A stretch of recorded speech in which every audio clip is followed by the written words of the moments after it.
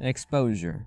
There are 5 things you need to consider when shooting video or taking photos. Focus, aperture, shutter speed, ISO, and white balance.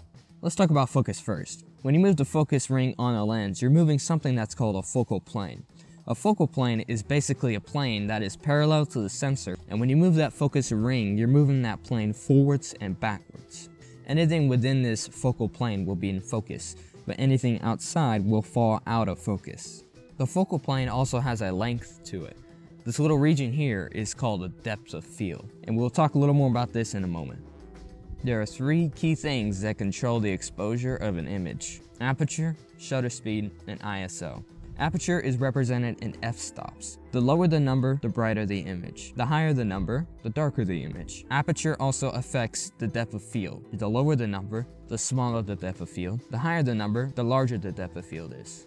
Shutter speed affects the amount of motion blur in an image. This is represented in time intervals. For example, 1/100th of a second, or a 2-second exposure. The longer the exposure, the brighter the image, but the more motion blur you get. The shorter the exposure is, the darker the image, but you get less motion blur.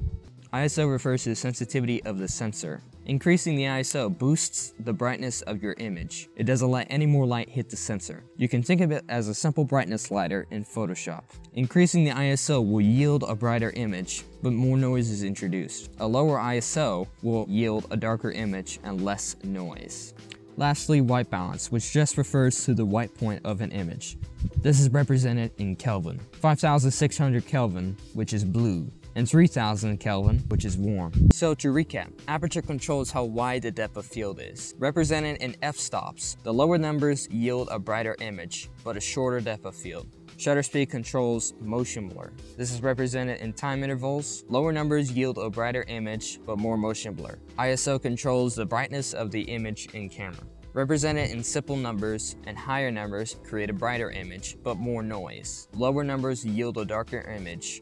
White balance controls the white point of the image. This is represented in Kelvin.